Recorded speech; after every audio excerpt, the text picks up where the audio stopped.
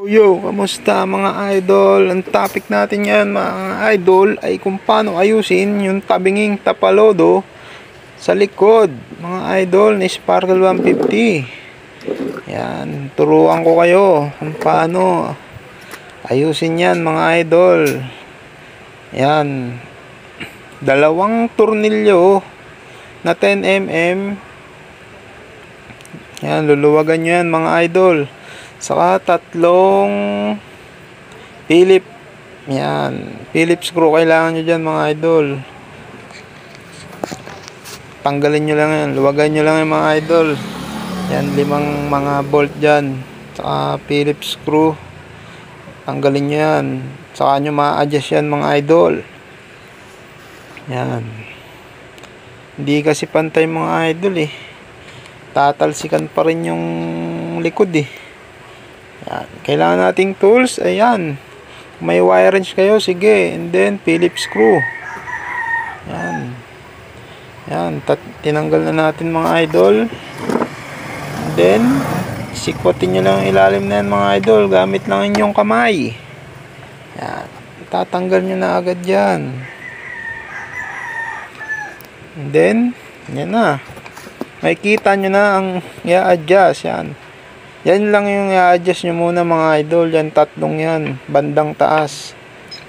10mm na bolt yan mga idol. Luluwagan nyo lang yan. And then, option 2. Naluluwagan. Banda dito sa may reflectorize. Yan. 2 bolt yan mga idol. Luluwagan nyo yan doon sa likod. Sa kabila. Yan, 10mm din yan mga idol Yan. Pero bago nyo ma-access yan mga idol, tatanggalin nyo muna yung reflector mga idol. Yan, 10mm din yan, nut. Bago nyo ma-access yung 2 bolt na G's para i-adjust. Pero ang gagawin natin, ito munang 3 mga idol. Yan. Saka na kayo doon, pagtabingi pa rin. Isa-isa lang mga idol. Yan. Luluwagan na natin mga idol. Luwag lang kahit mga 2 pihit o 3. Pwede na yan mga idol. Kasi i-adjust nyo lang naman yan. Yan.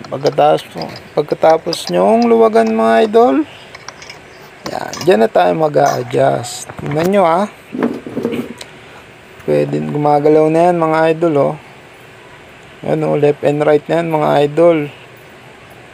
Diba? Pwede nyo na ma-adjust yan. I-adjust nyo kung saan yung pantay sa gulong mga idol. Yan, tingnan nyo, left and right yan mga idol. Diba? Siyempre, pantay nyo muna. Sipatin nyo mga idol. Diba? Tingin nyo, tama na. Pantay na. Yun. Pantay na mga idol. Goods na yan mga idol. Saka nyo hihigpitan ulit yung 3 bolt na yan mga idol. Pitan nyo na agad yan. Mas maganda hawakan nyo yung tapalodo para hindi gumalaw. Pagkatapos nyo mahigpitan yan mga idol, ibabalik nyo lang ulit yung cover nyan mga idol. Yan.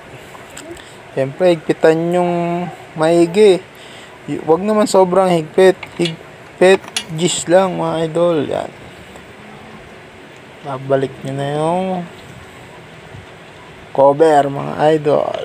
Yan. Pag nabalik nyo na yan mga idol, syempre ibabalik nyo rin yung mga bolts na tinanggal.